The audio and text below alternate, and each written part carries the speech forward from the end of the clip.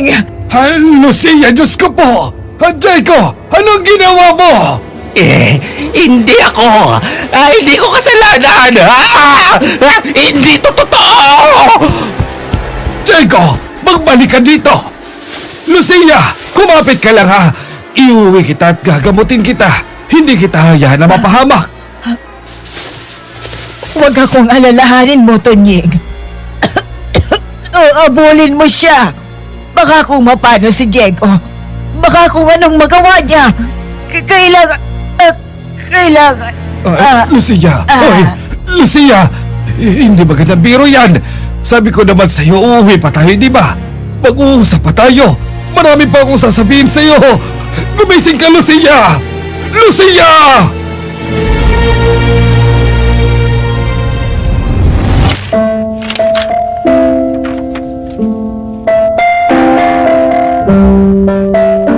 Naniniwala ba kayo sa second chances, life after death, multo, unfinished business, mga bagay na considered arcane, kababalaghan, mga bagay na hindi maipaliwanag?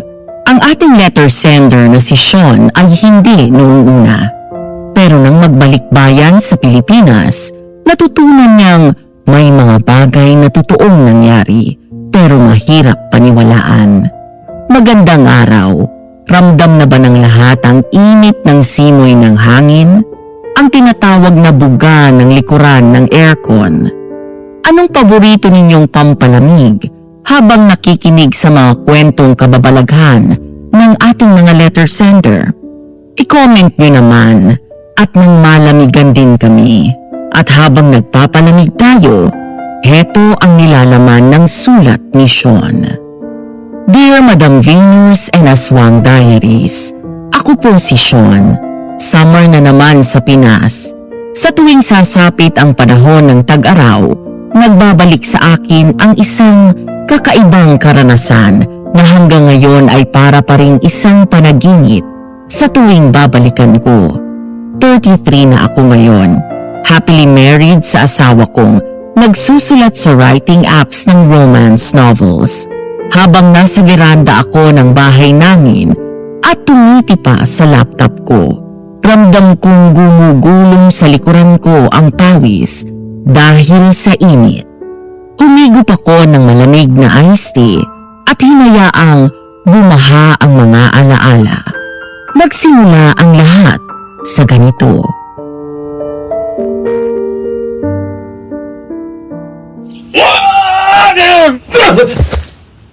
Ow! Aray! Ano ba, Sean? Bakit ka sumigaw? Bakit ka namumutla? Ang sama mo parang ginip ka, Jomari. Nanaginip ka na hinahabol ng mga chika babes mo? O kaya ay ng sanggol? Alaka! Kapag doon nakakapanaginip ka ng sanggol, may buntis. Baka may nabuntis sa mga playmates mo. Hindi yun. Pinauwi daw ako ni na mama at papa sa Pilipinas. Tapos may humahagad na higanti sa akin. Grabe. Ganun ba kalalang napapanaginipan mo para magyosi ka ng ganito kaaga? At ni wala pang mainit na kape na sumasahid sa sikmura mo? Ikinuwento ko kay Jomari ang napanaginipan ko. Yung Lola Luisa namin na taga Las Piñas, naging manunugis ng aswang. Tapos, may nilalabanan siyang mukhang demonyo na higante. Pero anumang panlalaban niya ay hindi maging epektibo dahil ang kapal ng balat ng aswang at may iba pang kampon na kasama yun. Higante. Yung parang sa anime na kumakain ng tao. Yung mga titan... Alam ko na yung tinutukoy mo. At ang sagot ay oo. Sabi na eh. At hindi. Ha? Ang gulo mo ah. Ano ba talaga? Oo. Higanti talaga. Pero hindi katulad ng iniisip mong labas ang laman at ugat sa katawan. Kundi yung tipong parang diablo na lumaki. Tapos, kumakain ng tao. Grabe yun ah. Mapapaput na ka na lang talaga. Nagkatitigan kami ni Jomari. Wala kaming inaasahang bisita. Lalong wala sa mga kaulayaw ko ang nakakaalam ng lugar ko. dadalawang tao lang. At kapag ang mga yun ay dumating para dumalaw, oh boy, that spells trouble with a capital T. Hindi pa kami nakakahigit ng panibagong hininga nang marinig namin ang beep ng keycard. Parang mga piloto ng war jets ang magulang ko. Dumating lang sila para sabihing ibabato ako sa Pilipinas. Lugami kami ni Jo Marie sa kusina habang nagkakape. Oh, kape mo, bago ka bitayin. Nakakatawa. Kasama ka sa bibitayin, kaya huling kape mo na din yan. Yun na nga tol eh. Bakit dami ako? Paano na si Angela, si Pamela, si Sandra, at si Rina ko? Huwag kang mag-ilusyon. Kahit nga Aida, Lorna o Faye ay wala ka. Oo, kasi pinakyaw mo na eh. Gabi-gabi na lang, kaulayaw mo sila. Hindi mo na ako tinarhan. Masisisi mo ba ako kung saksakan ako ng gwapo? May maladonis pang katawan. At may deep pockets din ako. Aray! Ano itong mabato ka ng kutsarol? Saksakan ka ng yabang na loko ka. Pati yung anak ng partner ng papa mo sa negosyo, pinatus mo. Kulang na lang magbuga ng apoy kanina si Tito Harold. Ang mama mo naman, muntik na magtawag ng kidnap. Anong tito? Anong mama mo? Kapatid na kita. Kailan ka ba masasanay? Ampun lang naman ako. Aray! Saan na ba? Tama na. Mababali ang braso ko. Sabihin mo muna ang mama at papa. Ay, mama, papa. Okay At na. tawagin mo akong Kuya Sean. Ay, mukha mo sa kuya mo. Mas matanda pa ako ng ilang oras sa'yo. Best friend ko si Jo Marie. Nagkakilala kami nung 12 years old ako at inaalagaan pa ako ng Lola Lucia nung nasa Pilipinas pa ako. Ulila na siyang lubos at wala ng pamilya. Natuwa sa kanya sina mama at papa kaya inampun na siya. Nung mag-18 kami ay tuluyan na siyang inampun ng mga magulang ko. Matapos ng harumbahan naming dalawa sa kusina ay nagmamaktol kaming kumain ng umagahan habang pakiramdam namin ay nilalait kaming tinitingnan nung plane tickets pa Maynila. Grabe. Exile talaga ang ginawa sa atin, ano? One-way ticket. We can always book a flight pabalik dito sa Vancouver. They can keep me like this. Baka nalimutan mo din na kapag nagtigas ka daw ng ulo, ay ipapakasal ka ng papa mo. Ni papa sa babaeng huling nilandi mo. What? Over my dead body, man. Kaya nga tinaguan kong babaeng yun. Because she can't brush her teeth properly. The fudge man! But that? She's got episodes. Pero ang malala, may tinga-tinga siya sa ngipin na mag-French kami. Isang bangungot? Kawawang babae sa'yo, Sean. I admit, nitpicky lang siguro ako talaga. Dahil hindi pa ako talagang nai-inlove. Kailan ka ba na-inlove na babaero ka, ha? Niroromanticize mo ang pagiging babaero mo at ginagamit na excuse ang quest mo for true love. Kapag nagsawa ka na sa paglalaro nyo, hindi ganun ang love. O siya, sige. Guru Jo Marie, guide me. Kung hindi ganun ang love, ano ang love sa'yo? Hindi nagbabago. Hindi nauuga. Pag-iisa ng dalawang isipan na kaya lampasan ng anumang pagsubok sa kahit anong oras at anumang uri ng pagbabago. Umira na naman yung pagiging Shakespeare mo. Nalimutan mong minsan din yung sinabi na ang pagmamahal ay kahalintulad ng tawag ng laman. It's good while it lasts. Ipapanalangin ko na sana makita mo na nga ang TL mo. Para matigil na ang pila ng babaeng lumuluha dahil sa'yo. Kagaya ng utos ni na mama at papa, lumipad kami sa Pilipinas. Mula sa airport ay nagtaksi kami pa Las Piñas kung saan nakatira si Lola Lucia. At least yun ang alam namin na current address niya. Pero pagdating namin doon, caretaker lang ang inabutan namin. Pinatuloy naman kami dahil nakilala kami nung caretaker. Paanong hindi? Sinigurado ni Lola Lucia na nagkalat ang pictures namin ni Jo Marie from all ages sa bahay niya. Pero kinabukasan, nalaman naming nagbakasyon si Lola sa bahay bakasyonan niya sa probinsya sa parteng South.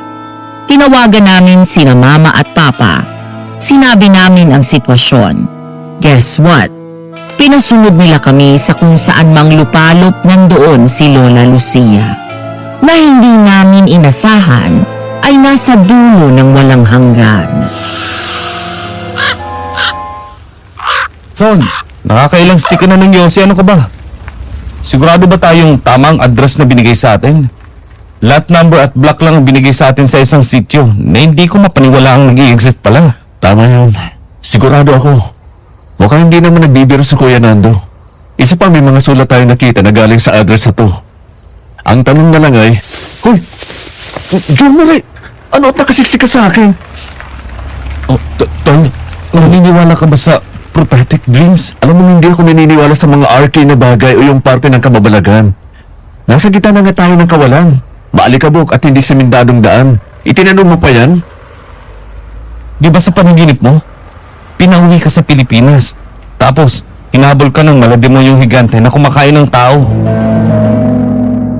Pagkarinig ko ng mga sinabi ni Jo Marie, nanigas ako. For a moment, medyo nakaramdam ako ng takot. Paano kung nagkatotoo nga ang mga napanaginipan ko? Bigla ay parang lahat na lang ng bagay sa paligid namin ay may pahimakas. Bahagya akong napaigtad nung humangin. Iniligid ko ang aking paningin. Wala naman akong nakitang kakaiba. Pero parang may kung ano sa paligid. Doon biglang nahawi ang nagtataasang talahib sa tabihan ng daan. Napasigaw si Jo Marie. Ah! Waka din! Bakit ba sumisigaw? Paano hindi ako sisigaw? Bigla ka na lang lumabas mula dyan sa talahiban. Anong gusto mo? May pa-announcement. At least mag-sorry ka. Yun ang tama. Sino ka bang Poncio Pilato ka na nagmamando ng tama at di tamang gawin? Miss, excuse me. Anong pangalan mo? Madalas akong ma-attract sa mga babae. Pero iba ang dating sa akin nung kauri ni Eva na lumabas mula sa talahiban. Tipong para akong tinamaan ng kidlat. Parang buhay na buhay ang mga ugat sa katawan ko at ang tanging gusto ko ay malaman ang lahat tungkol sa kanya. Una na ang pangalan niya, pero hindi niya yun agad ibinigay. Sa halip ay pinagsungitan niya kami. Ano namang paki mo kung sino ako? Ay wala. Sarilinin mo ang mabaho mong pangalan. Anthea, nasan ka na? Anthea? Ah, antipati ka palang pangalan mo. Anthea kasi, bingi. Anthea. Ang ganda ng pangalan niya. Parang siya. Parang gatas sa puti ang kutis niya. May mahabang buhok na nakapusod. Yung tenga niya parang maliliit na kabibe. May nakaipit pang felt tip pen. Ang cute ng ilong niyang maliit pero matangos. Hindi nakabawas sa ganda niya ang pares ng salamin na suot niya. Naka-loose siyang kamiseta na tinarnuhan ng loose din na jeans. Pero bakat ang ganda ng hubog ng balingkinitan niyang katawan. Hindi din nagkakalayo ang height namin dahil hanggang kilay ko ang tuktok ng ulo niya. Siguro ang tagal ko nang nakatingin sa kanya dahil namalayan ko na lang na malapit na siya sa akin at sinalubong ako ng amoy popcorn niyang hininga. Popcorn. Anong popcorn? Amoy popcorn ang hininga mo. Bastos ka, no? Matapos mong sipatin ang kabuuan ko, hilinga ko naman ng sinipat mo? Kapapasulan ng ate ko ng bar, gusto mong masampulan ng kaso? Aw! Aray! Sino ba naman patok? Ako, bakit? Ate Valerie! Ate Valerie, ano't gabi na'y nasa labas ka pa? Ano nang ginagawa mo dito? Sabi mo sa may landing ka lang, napaos na ako katatawag sa'yo, yun pala nasa malayo ka. Nagganap lang ako ng inspirasyon para sa manuscript ko. Oh, well, mukhang nakakita ka na nga ng inspirasyon. Hindi ko trip ang mga panunodyo. O yung kapag iniuulot ako, Madam Venus, para kasing sapilitan. Pero sa pagkakataong yun, tuwang-tuwa ako sa sinabi ng ate ni Anthea at talagang umasa ako na sana nakita ako ni Antea bilang isang lalaki na kayang magpatunog ng radar niya. Pero syempre, tinamaan man ako kay Antea, hindi maganda kung puro katimangan na lang ang ipapakita ko. Kota na ako sa pagiging engot. Oras na para ayusin ko ang asta ko. Excuse me, attorney? Yes? Kilala mo ako? Hindi. Pero nabanggit ni Miss Anthea na pumasa ka sa bar at ate ka niya. Miss, itong si Anthea? Huwag mo nang tawaging miss yan. Anthea na lang. At oo, isa akong abogada, abogada. Nakapapasa pa lang sa bar. Mga bakasyonista kami dito. Kayo din ba? Parang ganun na din. Ang totoo niyan, mga balikbayan kami. May hinahanap kaming bahay. Oh, ganun ba? Baka matulungan ko kayo. 2 weeks na kami dito at iilan lang ang kabahayan sa parteng ito ng sitio. Ipinakita namin kay Valerie ang address na ibinigay sa amin ng caretaker ng bahay ni Lola Lucia sa Las Piñas. Bahagyang napakunot ang noo niya nang sabihin niya sa amin na alam niya ang bahay na yun. Pero parang hindi niya nakikitang may tao na nakatira doon. Gayunpaman, nagpresenta siya na samahan kami. Sumama din sa amin si Anthea. Habang naglalakad kami doon, ay nalaman kong taga-Pasig pala sila sa parteng may bunga. Nagbakasyon sila sa sityong yon dahil may bahay bakasyonan ang pamilya nila sa lugar na yon. Gusto kasi ni Valerie na maka-unwind mula sa pressure sa pagre-review para sa bar exams. Sumama sa kanya si Anthea na nakababata niyang kapatid na isang aspiring romance author. Dahil naghahanap yun ng inspirasyon na mapaghuhugutan ng kilig. Ilang minuto kaming naglakad at narating namin ang isang sinaunang up and down na bahay. Sigurado ka ba na dito yung bahay, attorney? Valerie na lang ay tawag mo sa akin. Jo Marie. Ayun. Nalaman ko din ang pangalan mo. At sa tanong mo, oo, Jo Marie. Ito na yung bahay na nasa address. Salamat sa pagturo sa amin itong bahay, Valerie. Sean, parang wala si Lola Lucia. Oh, Lucia? Saan ko nga ba narinig ang pangalang yun? Kaano-ano niyo ba siya? kilala mo siya? Lola namin siya. Hindi, pero parang narinig ko ng pangalan yun eh. Tatanungin ko si Katon yung mamaya pag uwi namin. Siya ang caretaker ng bahay bakasyon na namin at lokal siya dito. Pwede niyang sabihin na inugatan na siya dito. Wala si Katon Ying. Nagpaalam siya sa atin, di ba? Next week pa ang balik niya. Oo nga pala. Hayaan niyo kapag nakabalik si Katon Ying, tatanungin ko siya. Baka may alam siya sa whereabouts ng Lola Lucia niya. Salamat, Valerie. Pero baka naman lumabas lang yun o may pinuntahan. Babalik din siguro siya. Saan kayo tutuloy niyan? Kung gusto niyo, pwede muna kayo sa amin. Salamat sa pag-aalok ha. Pero ayos lang kami. May pinadala namang susi ang caretaker. Itinuro na lang ni Valerie sa amin kung saan ang bahay bakasyonan nila at sinabing nasa kabilang kanto lang sila bandang dulo. Gusto sana namin silang ihatid pero pabiro niyang sinabi na hindi na kami matatapos sa hatiran kung ganun ang gagawin namin. Kaya hinatid na lamang namin sila ng tingin habang palayo sila ni Anthea at tuluyan ng maglaho nung lumiko sila sa kanto. Sundan na lang kayo natin sila at makitulog na lang tayo. Parang ibang pakaramdam ko sa bahay na to eh. Pinaninindigan ako ng balahibo. Parang hindi ka naman nanonood ng slasher flicks. Magkikitulog lang tayo sa paggising. Hayun na. Kaput na. Slasher flicks ka pa yung nalalaman. Trip ko naman yung antipathic ng bangus na amoy popcorn ng hininga, di ba? Hindi ko itatanggi na gusto ko siya. At halata kung gusto mo si Valerie. Kaya nga gusto ko makitulog para makalaro. Pero hindi ibig sabihin nun ay magpapadalos-dalos ako na basta lang itatapon ang pag-iingat ko. Kakikilala lang natin sa kanila. Kakikilala lang daw. Pero yung mga nilandi mo sa club na nagkabungguan lang kayo ng tingin, ariba ibahon na agad kayo sa hotel room. Iba yun. At iba to. Iba to kita dyan. Tama na nga. Tara, buksan na natin itong binto. Maligayang pagdating, Sean, Jo Marie. Bago pa namin nabuksan ang pinto, ay bumukas na yon at bumulaga sa amin si Lola Lucia.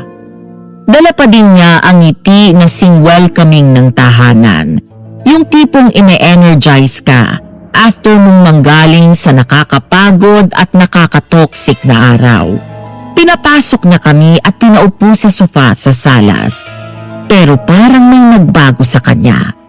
At may ilang bagay na ipinagtaka namin ni Jo Marie. Ganito ang nangyari, Madam Venus. Oh, Lola. Ay nako, wag na nga kayong magmahal, makakatanda yan. Beso na lang. Amoy pawis ako.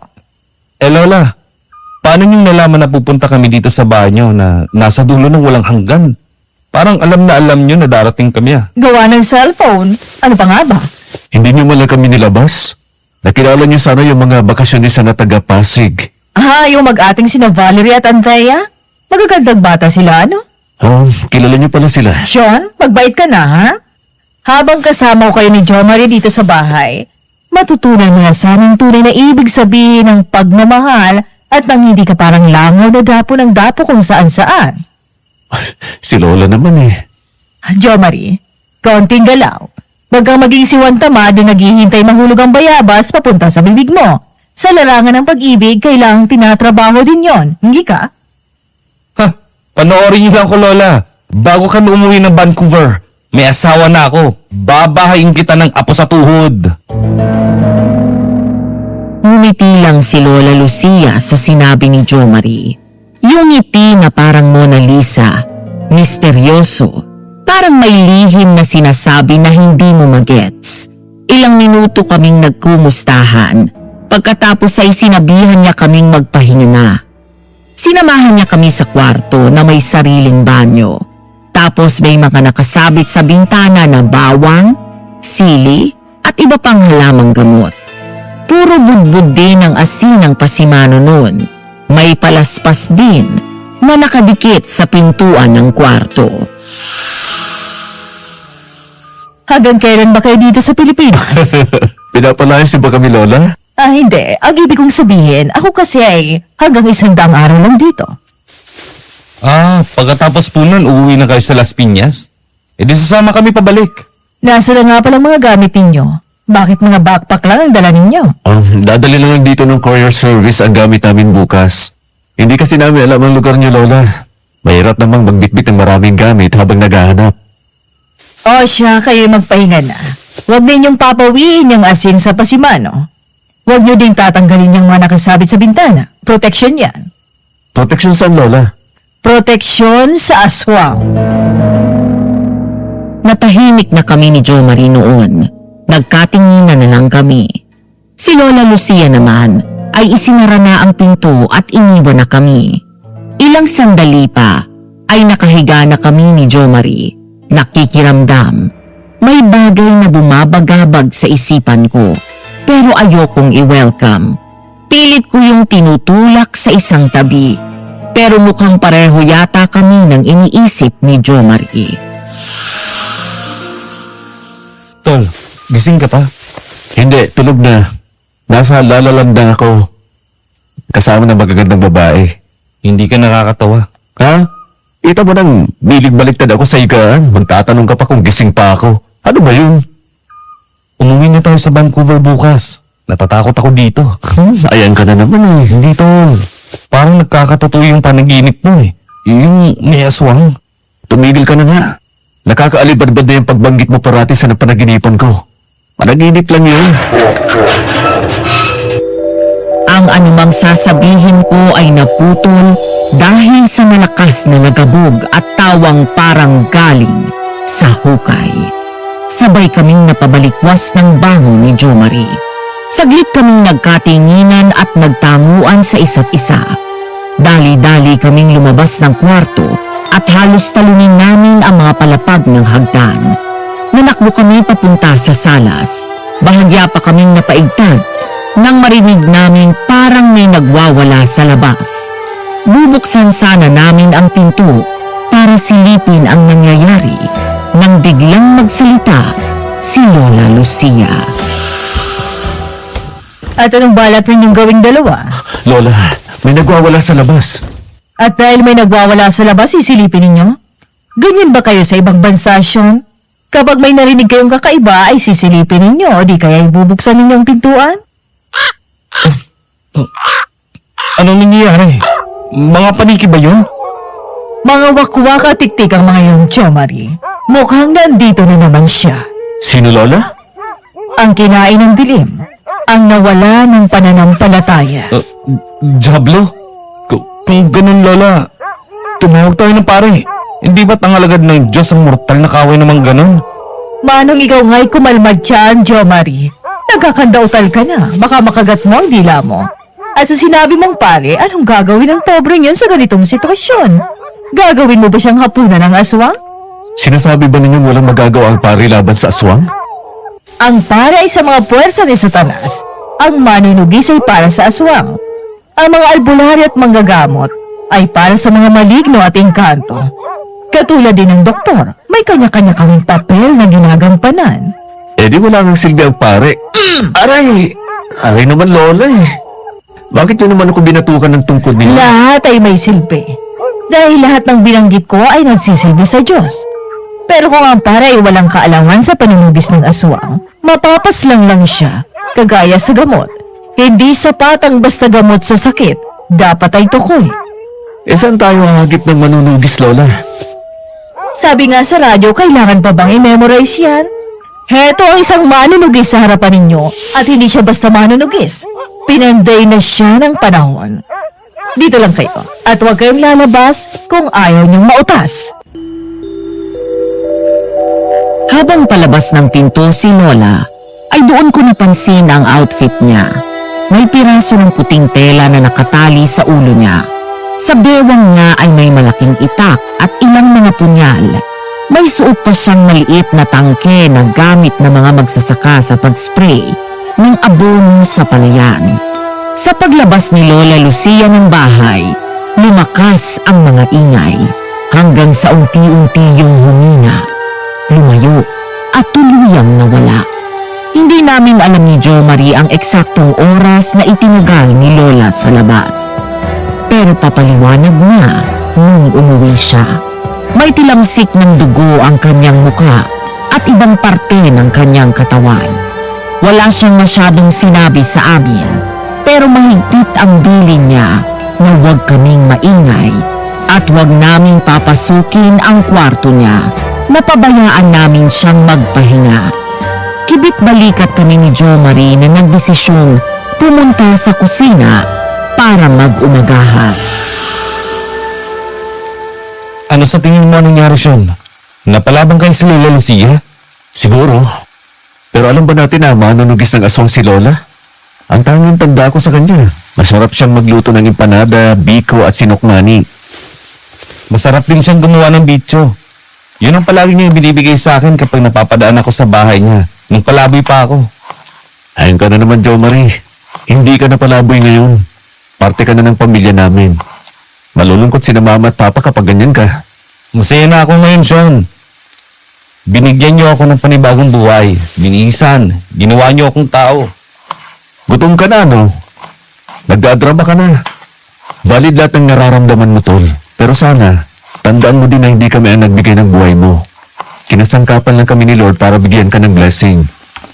May matingo ka din naman palang sasabihin ano. Maliban sa mga pangbobola mo sa babae. Sira ulong to ah. Lapit ka dito at tutuktukan kita. Ang pagluluto namin ng agahan ay nauwi sa buskahan. Ilang minuto din kaming nagkulitan, tapos ay nagluto na kami ng agahan. Hindi na namin kinailangang lumabas. Kumpleto si Lola sa lahat. Yun nga lang, napansin namin na malapit na lahat sa expiration date ang mga pagkain.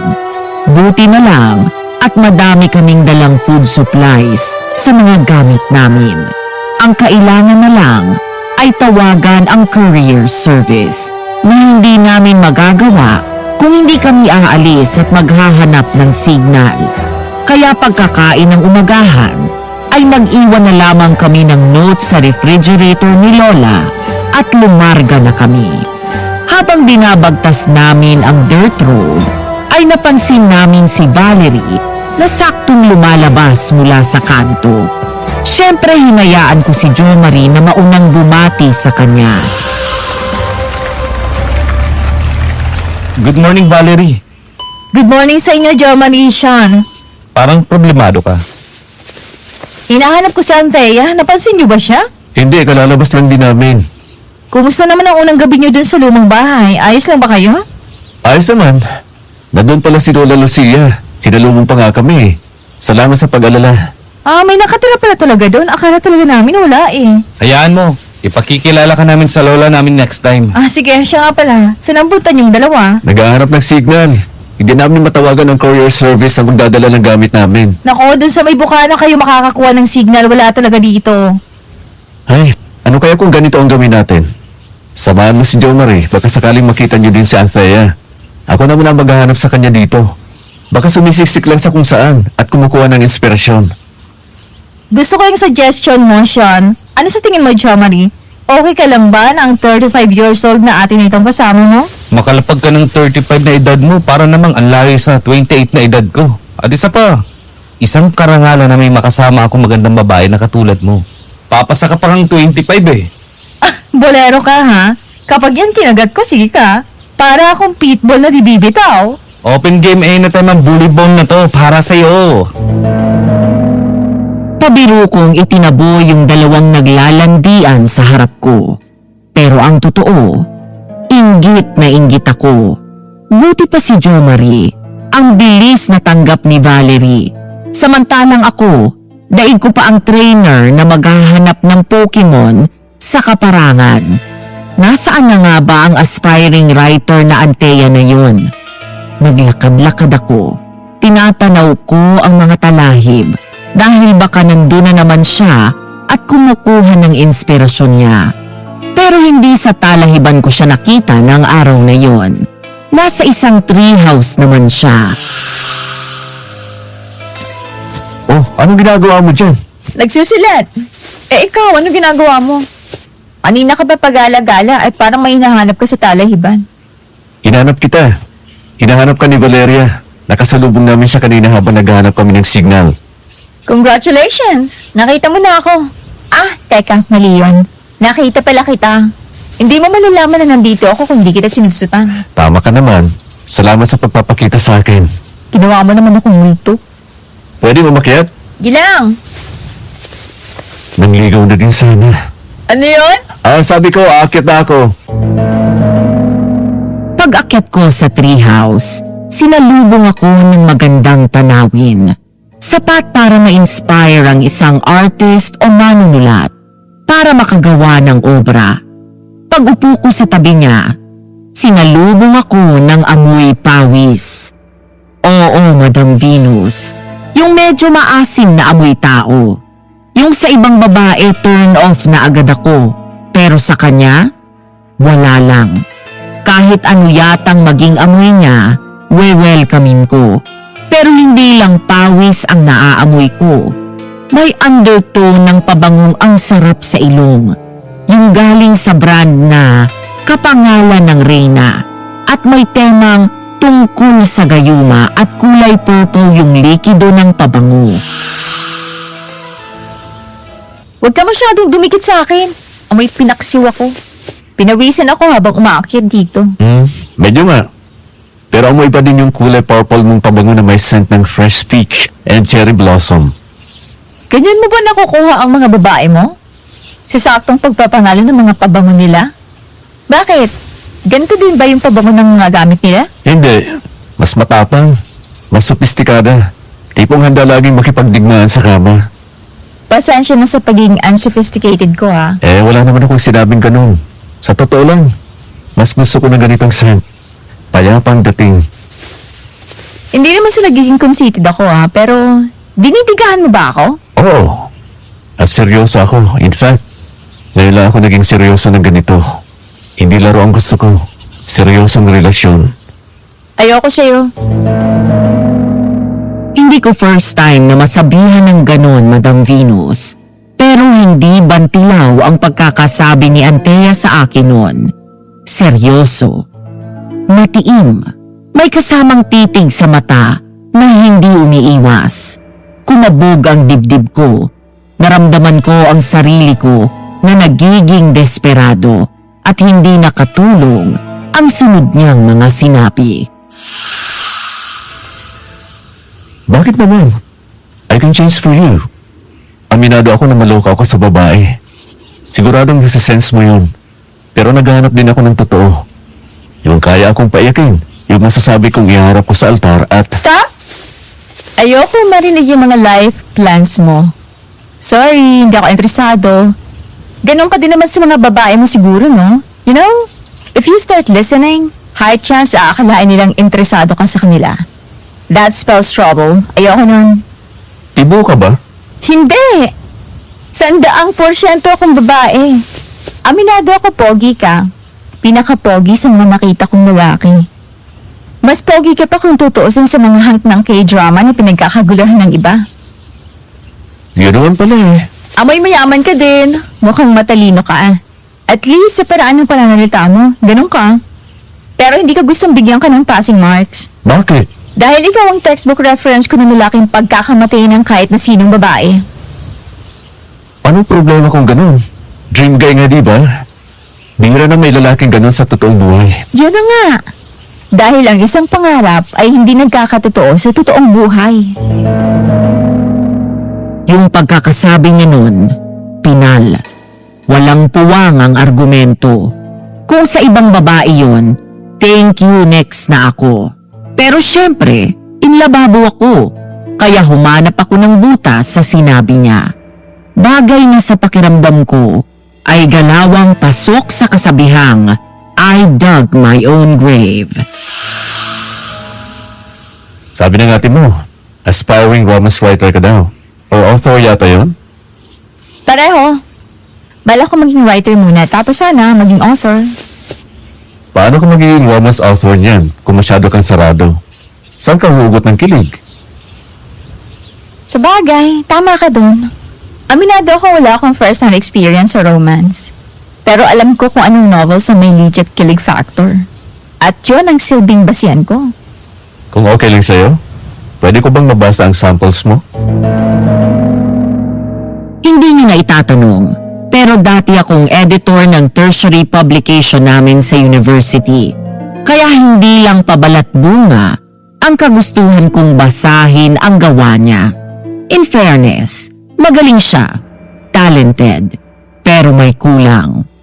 Mapakikilig niya ang young teens, high schoolers, at mga inexperienced adults. Pero hindi ang katulad ko. Hindi mo pa nararanasan ang tunay na kilig, ano? Guilty as charged.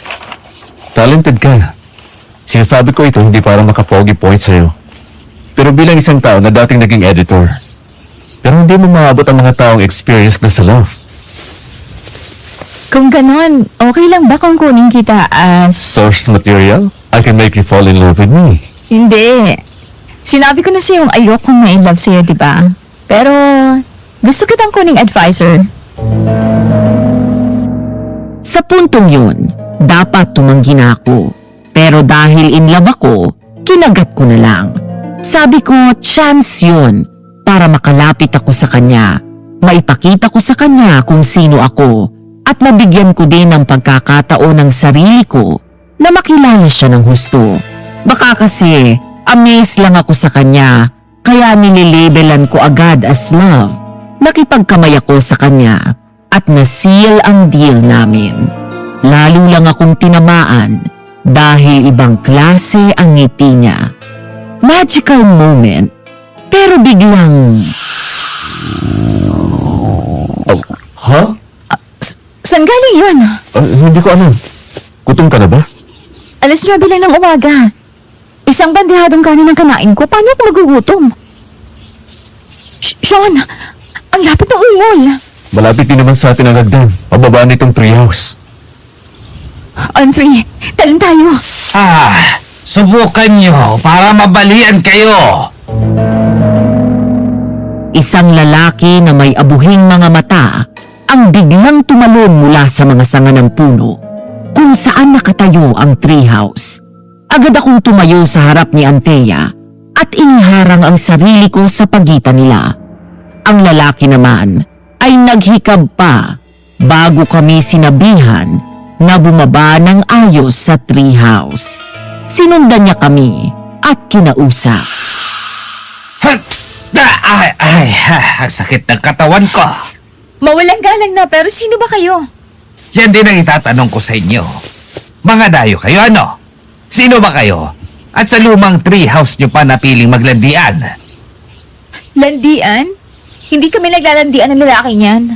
At para sa kaalaman nyo, hindi kami dayo sa sityong to. May bahay bakasyonan kami dun sa dulo ng kanto na may kaimito na nakatanim. Eh di dayo nga kayo dito, ha? Si Aling Tente ang dating may-ari ng bahay na yon. Mayaman siguro kayo, ano? Makinis ang balat mo. O wag mong masamain nyo na binabati ko lang ang kutis mo. O ikaw, binata, saan ka nakatira?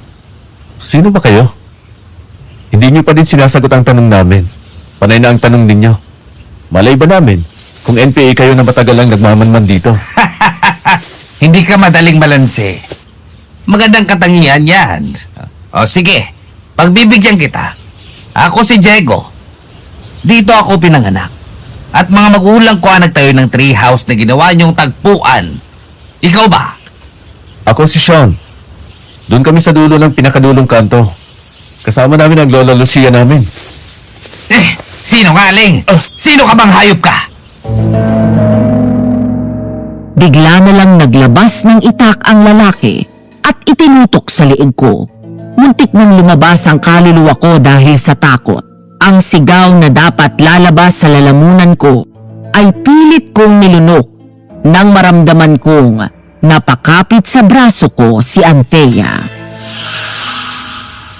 Mang Diego hindi magandang biro yung panunutok ng armas sa tao.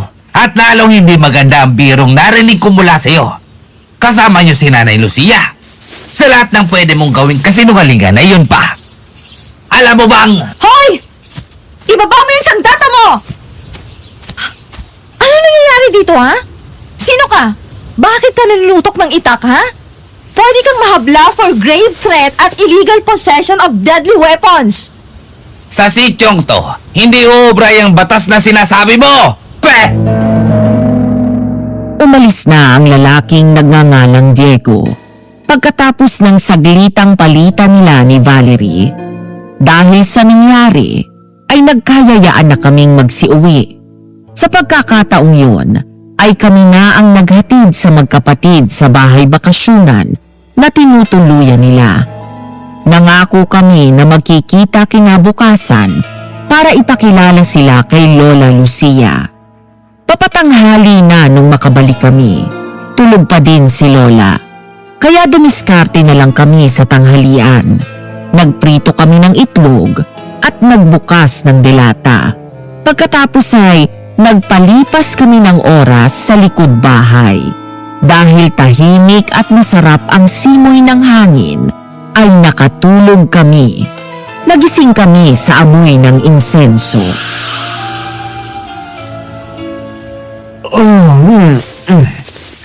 Nakatulog pala kami. Hoy, Joey, gising ka na. Anong oras ba darating yung courier service? Ha? Oo nga pala, ano? Anong oras na ba? Mga 4:30 daw eh. Ang ihimbing ninyo. Kumusta naman ang leeg at batok ninyo? Hindi ba nangalay? Di naman po. Ano yung ginagawa ninyo, Lola? Bakit kayo nagpapausok? Proteksyon ito para hindi tayo mapasok ng mga aswang, Sean. Kung umalis na kayo tayo dito, Lola, mukhang delikado eh. Bakit kasi ginusto nyo manatili dito? Tinatapos ko lang ang huling misyon ko, Jabari. Ang deep naman yan, la. Kailan pa kayo naging ganyan, Lola? Yung maalam tungkol sa aswang-aswang na yan. Dalaga pa ako, Sean, ay manunugis na ako ng aswang. Minanak ko sa mga magulang ko. Pero nakalaka namin kayo na isang normal na babae sa isang bahay na maganda sa syudad. May mga bagay na hindi madaling ipaliwanag, Sean. Tama kayo, Lola. Katulad ng lalaking basta na lang nanutok ng itak dyan kay Sean.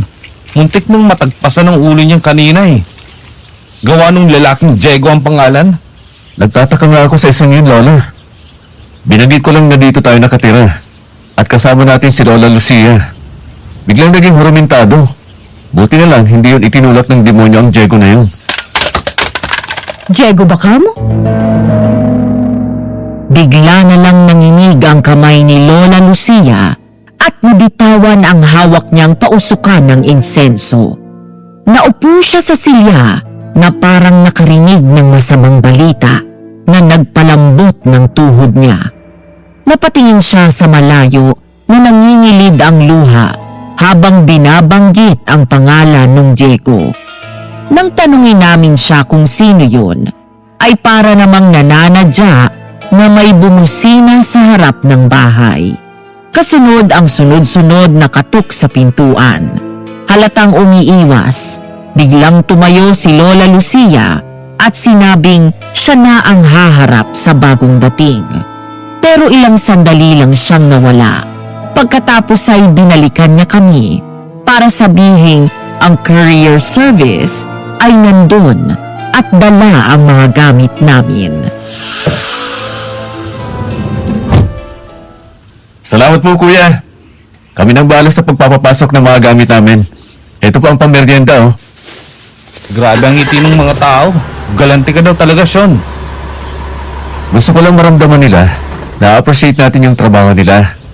Walang trabahong madali, Jo Marie. Yung konting gratis at respeto, walang bayad yun. Pero malaking bagay para sa mga katulad nila. Tama ka doon.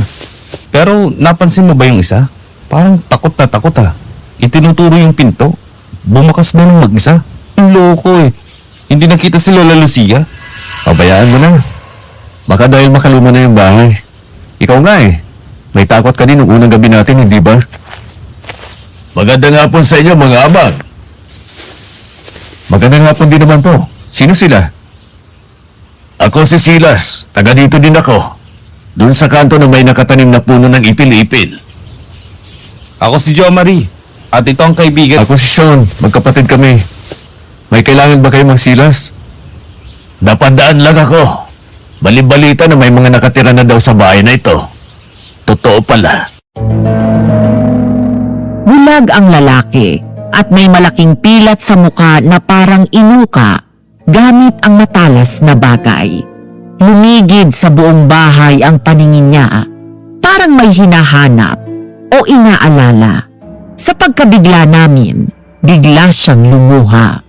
Pero agad niya yung pinahid gamit ang manggas na suot niyang kamiseta. Pagkatapos ay umalis na. Sinubukan namin siyang kausapin pero isang gamol na saka na lang ang natanggap naming sagot. Kinagabihan, naghanda kami ng maayos na hapunan pero hindi kami sinabayan ni Lola Lucia sa hapag. Nagsabi lang siya na ilagay na lang namin sa refrigerator ang mga niluto namin at siya na lang ang mag-iinit kapag kakain na siya. Hindi tuloy namin maiwasan ni Jo Marie na magtaka at pinag-usapan namin yun habang naghuhugas kami ng aming pinagkainan. Ano kung uri ng pagdadasal yung kailangang libanan mo ang hapunan? May edad na si Lola. Dapat nasa tamang oras ang kain niya. Umiiral na naman yung pagiging matandang binata mo. Kung ano-ano ang inaalala mo. Palibhasa, wala kang inaalagaan eh. Jowain mo na yung Antea. Binasted ako eh. Si Sean Anthony Aquino? Binasted? Totoo ba? May babaeng kayang tanggihan ka? Hoy, Jo Marie Jonah Aquino. Huwag kang nananawag ng buong pangalan. At oo, busted.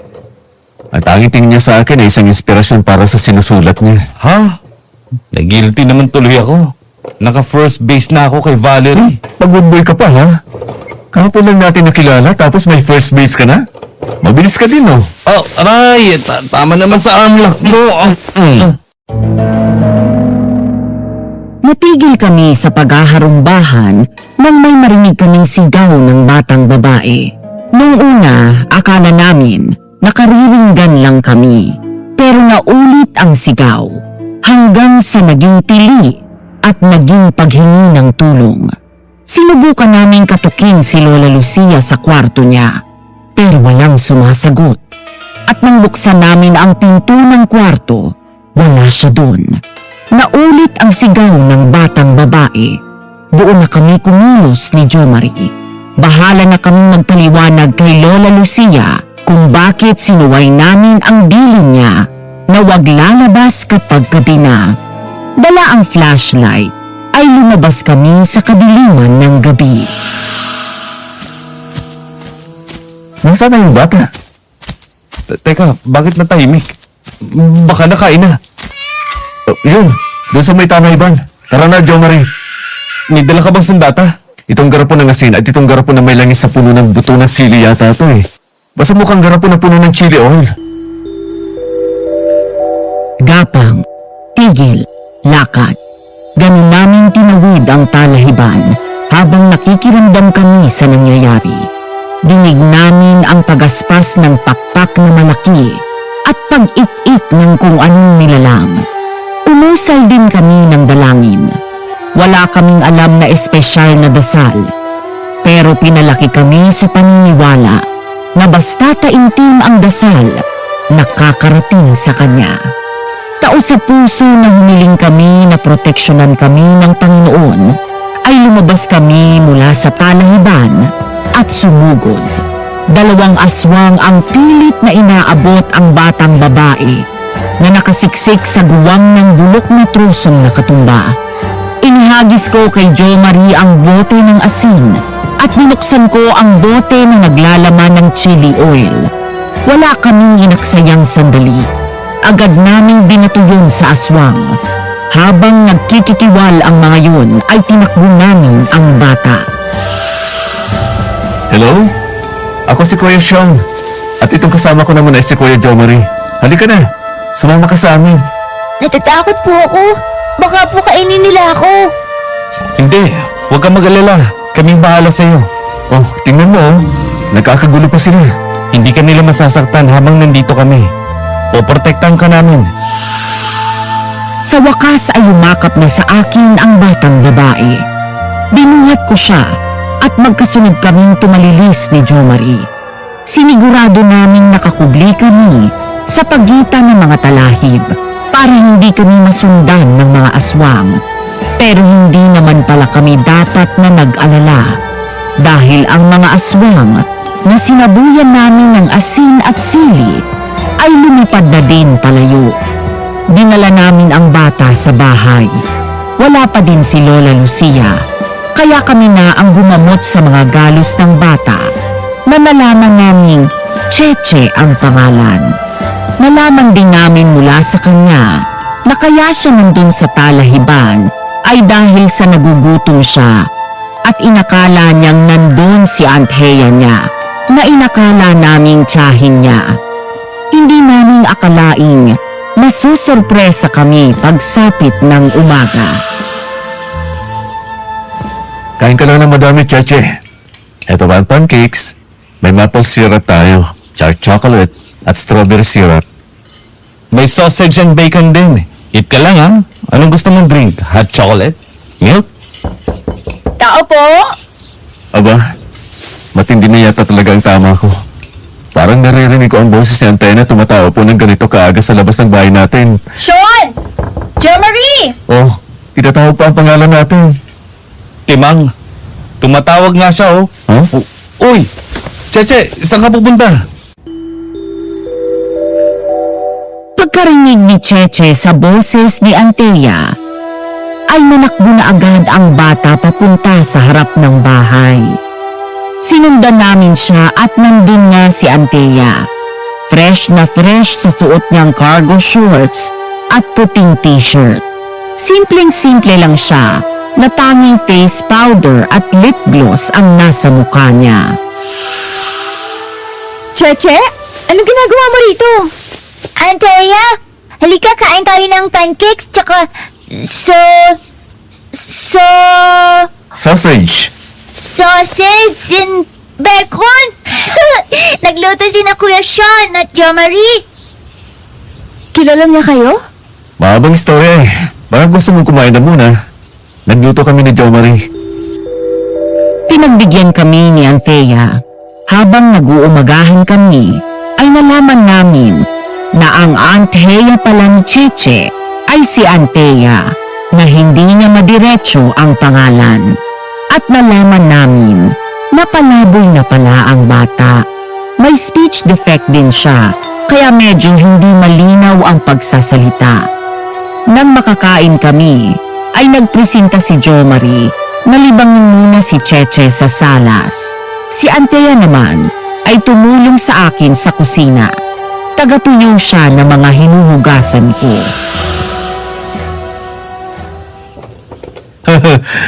Bakit ganyan kang makatitig sa akin? Baka mamaya gusto mo na akong saksakin.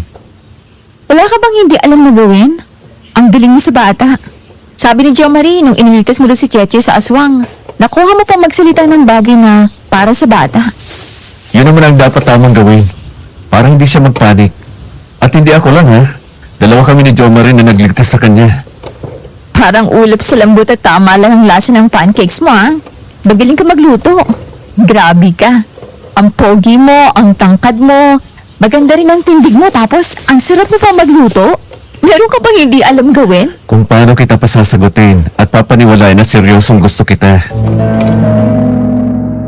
Mula sa pagkakatungo niya sa tinutuyo niyang plato, ay tuminghay siya at nagsalubong ang mga mata namin. Ang balak kong pagdiga ay inurong ko nung makita kong puno ng pagkalito ang kanyang mga mata. Isa lang ang naisip ko noon, hindi pa panahon. Kaya naman, ninitian ko lang siya at idinaan sa biro ang lahat. May kasama pang kindat. Yan ang unang lesson mo. Tell me, kumusta? Pag-romance story ba yung mood? No judgment. Sabihin mo lang sa akin ang opinion mo. Oo, parang yung toothpaste commercial para nagkaroon ng sparkles. Di ba? Oh, may dala ka bang notebook dyan? Mag-take notes ka ha, para magamit mo mamaya kapag nagsusulat ka na. Oo, tama. Teka, tatapusin ko lang itong pagtutuyo. Tapos isusulat ko na. Huwag mong kalimutan yung feelings. Ano yung nararamdaman mo doon sa moment? Pwede mo din naman akong tanungin. Tandaan mo, para effective ang isang storya, always aim to show, not just to tell. Kung sana lang ay ganun kadali ang lahat pagdating sa pagkagusto ko sa kanya. Dala ng pagkakakonsini ko kung paano ba ako makakalapit kay Anthea, ay minabuti kong magpahangin na muna sa likod bahay. Medyo maalinsangan na din dahil magtatanghali na. Naninigarilyo ako. Nakakaisang hit-hit pa lang ako nung sundan niya ako. Nandito ka lang pala. Naninigarilyo ka? Oo, medyo ilang araw na lang hindi. Anong dahilan mo naninigarilyo ka? I mean, paano ka nainganyo? Noong una, nakakita ako ng lalaki naka-shades, tapos nag-yossi. Mukha siyang cool, ginaya ko. Nung lumaon, naging pang-alis stress ko na siya. Stress ka ba ngayon? Oo hindi ako sanay na makakita ng aswang. Hindi din ako hero na sanay magligtas ng iba. Tapos nagpakabayani kami ni Jo Marie para kay Cheche. Ay, sana andito si Lola Lucia. Matatanong ko siya kung tama ba ang ginawa namin kagabi. Nasaan na nga ba yung lola niyo? Bakit parang hindi ko nakikita? Hindi din namin alam kung nasaan si Lola. Yung 2 araw namin sa bahay niya na nasa kung saang lupalop na sitio ay mas puno ng pagtataka kaysa sa kapanatagan. Pero palagay pa din ang loob ko na siya pa din yung Lola na kilala namin ni Jo Marie. Pero parang medyo weird lang ang inaarte niya ng kaunti. Nasa gitna ako ng pagmumuni-muni nang dumating sina Jo Marie at Cheche sa likod bahay. Dali-dali kong inapakan ang yosi na hawak ko para hindi yun makita ng bata. Ano, Anthea? Lakad na tayo? Oh, saan ang punta niyo? Ano nyo? Natin. Kinanteya. Sabi niya kasi sa amin kanina, iimbitahin niya tayo sa kanila na mananghalian kasi nagluto ang ate niya ng putsero. Ay, oo nga pala. Kaya kita sinundan kasi yun ang sasabihin ko. Sa amin na kayo kumain ng lunch. O sige. Total, wala naman si Lola Lucia. Alis na tayo. Sasaran ko lang ang bahay. Sinigurado ko na nakasara ang lahat ng bintana at pintuan. Tapos ay nag-iwan naman ako ng note para kay Lola Lucia. Paglabas ko ng front door ng bahay, ay inabutan kong hinihintay na ako nina Jo Marie, Cheche at Antea. Inilak ko ang pinto at nilapitan sila. Nagsimula na kaming maglakad nang napansin ko si Cheche na panay ang lingon sa bahay. Cheche, bakit? May naiwan ka ba sa bahay na gusto mong balikan? Wala po, Kuya Sean. Pero, niiisip ko lang po, bakit hindi natin sama si Lola Lucia? Nag-iisa po siya sa bahay, baka malungkot siya. Ha? Anong sabi mo, Cheche? Kilala mo si Lola Lucia? Kausap ko siya kagabi. Sabi niya, Lola Lucia ang pangalan niya. Nandun siya sa salas. Kasama din natin siya sa kusina. Kain daw siya ng pancakes. Nasa bahay pa lang lolo niyo eh. Hindi. Wala siya doon. Kagabi pa siya wala. Kaya nga kami ang sumaklolo kay Cheche nang marinig namin ang mga sigaw niya nung gabi. Ipinagpalagay na lang namin na baka usap bata lang ang kay Cheche. Na baka narinig niya na pinag-uusapan namin si Lola Lucia. Kaya gumana ang imahinasyon niya at inakala niyang nandun si Lola kahit wala. Pero hindi namin akalain na ang pagpunta namin yon sa bahay bakasyonan ni na Antea ay sasabugan kami ng balitang yayamig sa aming dalawa ni Jo Marie. Ganito kasi, di binusog kami sa masarap na putsero ni Valerie. Nagpapahangin kami nang dumating ang isang matandang lalaki na sa tingin namin ay singtanda ni Lola Lucia. Nakasuot siya ng itim na pantalon at itim na polo. Larawan siya ng nagluluksa. Katonyeng, nakabalik na pala kayo. May baga bisita pala kayo, Antea. Opo, si Jo Marie at si Sean. Guys, siya yung caretaker ng bahay bakasyon na namin. Siya si Katonyeng. Ikinagagala ko kayo makilala, Sean, Jo Marie. Ganon din kami, Katonying. Akala ko sabi ninyo isang linggo kayong mawawala. Nakatanggap ako ng sulat mula kay Silas. May nakatira na daw sa bahay ni Lucia. Kaya bumalik agad ako dito, Valerie. Kami yun. Ako at si Jo Marie. Kasama namin si Lola Lucia. Si Lucia? Oo. At teka, bakit kayo namumutla? Imposibleng makasama niyo pa siya. Huh? Dahil si Lucia ay patay na. Mga 3 linggo na ang nakakalipas.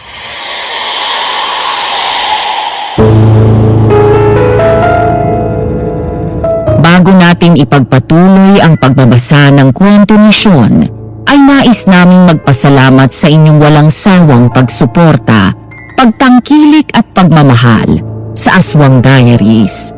Huwag ninyong kalimutang suportahan din ang ating sister channels na Kwentong Takip Silim, Sityo Pangil, Sityo Bangungot, Aswang Confessions, at ang pinakabago nating channels, ang Aswang Radio at Miss Ami Aswang Love Stories. Para palaging updated sa ating latest uploads, hit that subscribe button at notification bell. Mag-comment naman kayo para magkakwentuhan tayo. Hihintayin namin kayo sa comment section. Muli, ang aming taus-pusong pasasalamat sa inyong lahat. At ngayon, balik tayo sa pagbabasa ng sulat ni Sean. Nanlamig ang buong katawan ko. Si Lola Lucia? Patay na? Hindi naman yata magandang biro yun. Pero mukhang hindi din naman nagbibiro ang lalaking kaharap namin. Minarapat naming umuwi ni Jo Marie para makakuha ng kasagutan. Hindi naman ubra na basta naming paniniwalaan ang sinasabi ng isang lalaking kadarating lang. Pag-uwi namin, wala pa din sa bahay si Lola Lucia. Parang naging mas tahimik ang bahay. Pagpatak ng dilim, para kaming mga bata na ayaw matulog. Nandun lang kami sa salas, nakatulala. Wala talaga si Lola Lucia. Totoo nga kaya ang sinasabi ng Silas sa'yo? Sean, ano kaya kung umalis tayo?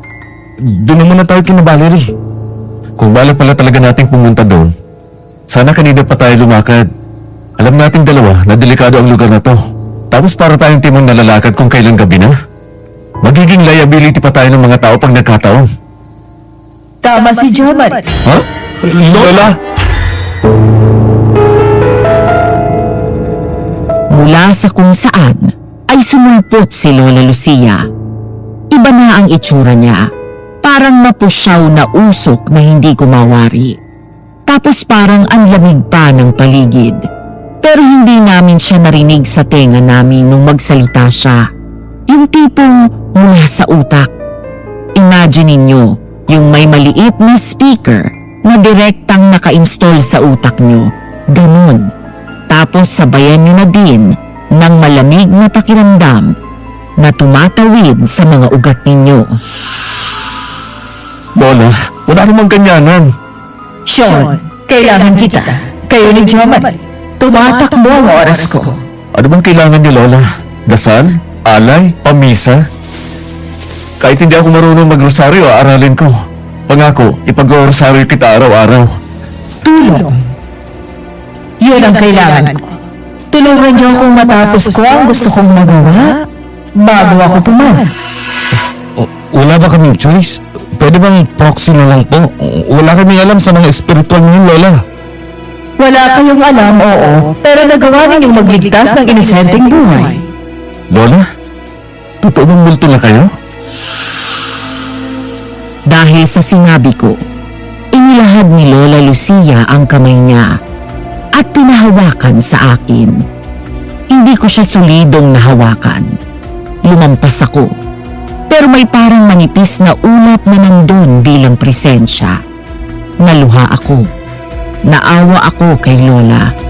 Ano bang uri ng unfinished business ang meron siya para maging isang multo siya? Sabi nila, kapag namatay na ang isang tao, dumidiretso na sa katahimikan. Pero si Lola, heto, at humihingi pa ng tulong. Kung hindi ninyo, natin magawa ang gusto niyong gawin sa loob ng 100 araw. Ano mangyayari? Magiging multo na lang ako ng tuluyan na namumuhay sa pagsisisi. Baka pwedeng ipaalam niyo sa amin kung ano nangyari. Kahit buod lang. Para naman maintindihan namin eh. Oo nga naman, Lola. Sa totoo lang, medyo nahihirapan pa rin akong intindihan ang lahat ng ito. Isama niyo pang takot. Hindi normal to eh. Lalo na ang makakita at makakausap ng espiritu. Ang ikinikwento ko sa inyo ay tungkol sa naging estudyante ko na si Diego. Ngayon pa lang ay sinasabi ko na sa inyo na walang dapat sisihin sa nangyari. Sadyang hindi lang magandang banaan ng tadhana sa kanya. May dalawang naging estudyante si Lola Lucia, si Diego at si Silas, na parehong mga palaboy. Sabi ni Lola, kinakitaan sila ng kanyang mga gabay ng busilak na puso. Tinuruan niya sila ng tungkol sa espiritual at naging mga manunugi sila ng aswang na kagaya niya. Pero isang insidente ang nangyari. Napagbintangan si Diego at Silas na mga aswang. Dahil doon, pinagtulungan sila ng mga taong bayan at pinagbububugbog. Nagresulta yun sa pagkabulag at pagkakaroon ng malaking pilat sa mukha ni Silas. Nailigtas naman sila ni na Lola Lucia at napatunayang ang hipag ng kanilang kapitan ang totoong aswang. Pero nawalan na ng tiwala sa tao at sa puong may kapal si Diego.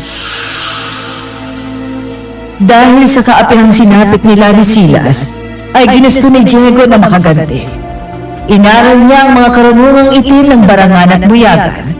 Pumaslan din siya ng dalapit na lupang makuha ang kapangyarihan ng magutos sa mga aswang at masamang espiritu. Ano yung barangan at buyagan? Ang barangan ay mambabala. Nangungulam gamit ang mga insekto. Ang buyagan naman ay uri na mangkukulam na mabisa sa pananalbahe tuwing Biyernes. Kapag pinuri nilang panlabas na anyo mo, masasalot ang balat mo. Paano masasalot? Tutubuan ka ng kung ano-anong sakit sa balat. Gaya ng galis, kulugo, mabaso, tagyawat at kung ano-ano. Pinuri? Lola, may tutunan bang pamumuri kung simple lang na binanggit ang katangian ng tao? Halimbawa, sinabing makinis ang balat. Oo, ganun yun. Hoy! Saan ka pupunta? Sean! Bigla na lang akong nanakbo. Kesa hodang agaw liwanag pa lang. Parang may pakpak ang mga paa ko na nanakbo papunta kina Antea. Biyernes nang makita namin si Diego sa treehouse. Masama ang kutob ko. Halos pumutok ang dibdib ko nang marating ko ang bahay bakasyonan nila. Nagtitilaukan ang mga manok sa di kalayuan. Habol ang hininga ay itinaas ko ang aking kamay para kumatok sa pinto. Pero bago pa man lumapat doon ang kamao ko, ay narinig ko na ang tili ni Antea mula sa loob ng bahay. Ayoko na! Maawa kayo sa akin! Ang sakit! Ang sakit-sakit na! Konting tiis na lang, Antea. Ginagamot ka na ni Katunying. Patatapos din ang lahat mamaya. Utang na loob! Patayin niyo na lang ako! Ay, naman! May lumalabas na namang insekto sa mga sugat ko! At tulungan mo ako! Ano ba nangyayari sa akin? Valerie, huwag mo siyang hawakan. Baka pati ikaw ay mahawa sa mga sugat niya. Ayoko lang nararamdaman ko. Sige na, patigilin na ninyo ito. Kung ang pagpatay sa akin ay sagot, wakasan na ninyo ang buhay ko! Hindi nga ako kumatok. Ubod lakas kong tinadyakan ang pinto at dire-diretso akong tumuloy sa bahay nila paakyat sa second floor kung saan nanggagaling ang mga boses nila. Nang maabot ko ang pinakatuktok ng hagdan, ay nakita ko ang isang kama na nasa pinakagitna ng second floor. Nakahiga doon si Antea. Nakatali ang kamay at mga binti sa apat na sulok ng kama. Wala na ang makinis niyang balat. Bagkus ay puno yun ng mga sugat at nangangamoy lansa at nilalabasan ng kung ano-anong insekto. Bago pa ako nakapagsalita, ay narinig kong napasinghap si Jo Marie sa aking tabi.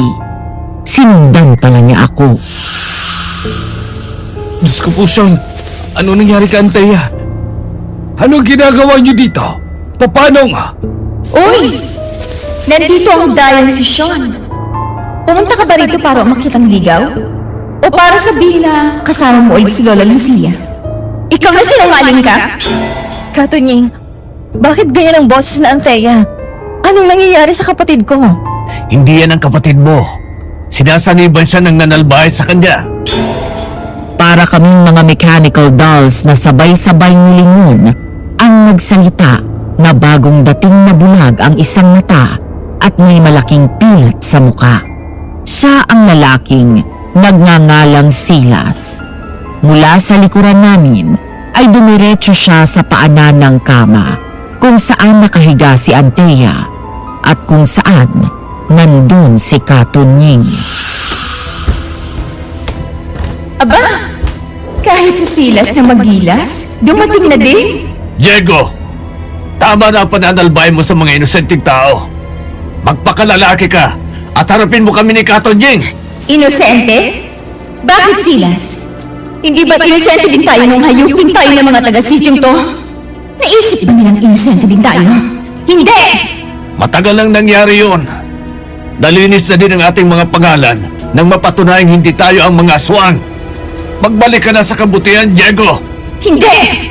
Hanggat hindi nararanasan ng mga taga-sityong to, ang bangungot na ipinaranas nila sa atin, hindi ako titigil!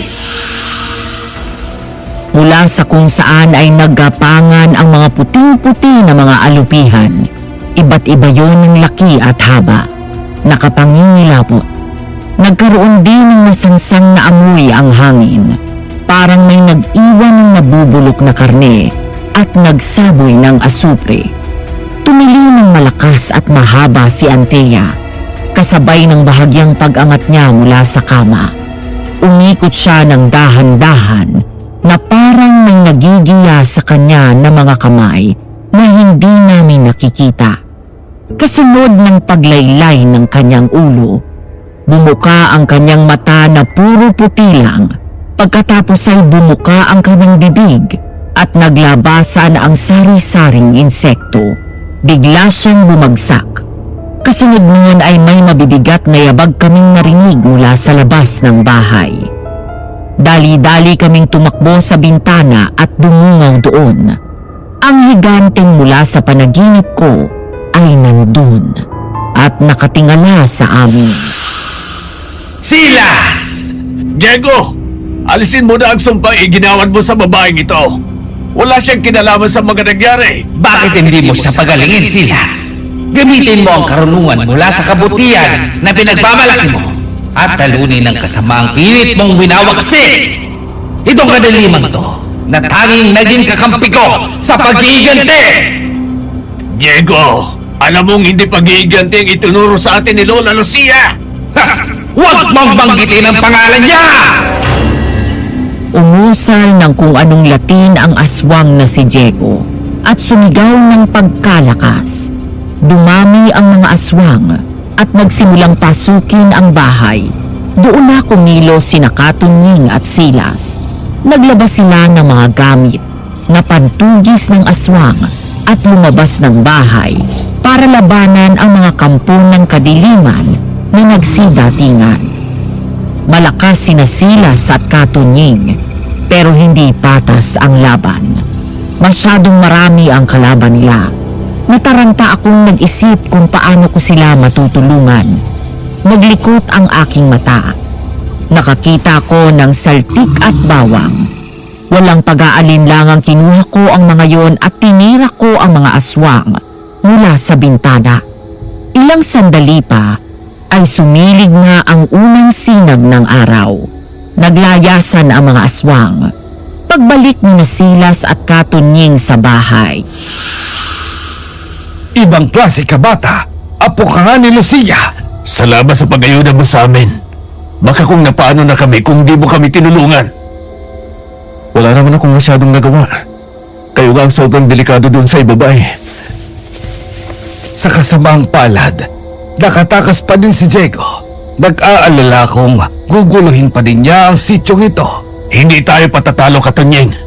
Hanggat hindi natin siya na ibabalik sa kabutihan, ay hindi tayo titigil sa pagtugis sa paglaban sa kanya. Kung di ay wala tayong mukhang may haharap kay Lola Lucia. Buong umaga na magkatulong na ginamot ni Katunying at Silas si Antea. Ilang oras na napuno ng tili at tunog ng pagsuka ang bahay nila. Dahil wala kaming alam ni Jo Marie sa espiritual, ay minabuti namin na pabayaan sila sa kanilang ginagawa at ipagkatiwala ang lahat sa kanila. Umalalay na lang kami. Si Jo Marie ay nanatili sa tabi ni Valerie para payapain ang loob niya. Ako naman ay hiniram ang kusina nila at ibinuhos ang atensyon ko sa pagluluto ng agahan. Bandang 9:00 nang tuluyang tumahimik ang buong kabahayan. Magkasamang bumaba sina Silas at Katunying. Dumiretso sila sa kusina at nanghingi ng kape. Nagkakwentuhan kami at sinabi ko sa kanila ang tungkol sa pagmumulto ni Lola Lucia. Ganun pala. Hindi pa din natatahimik si Lola Lucia. Kasama mo ba siya ngayon? Yun nga yung pinagtataka ko. Inasahan ko magpapakita siya nung napapalaban kayo sa mga aswang. Pero ni isang paramdam ay wala. Tama lang yun, Sean. Huwag ka mag-alala. Kung di man nagpakita o nagparamdam ang lola mo habang nandito ka, ibig sabihin nananatili siyang nasa kabutihan hanggang kamatayan.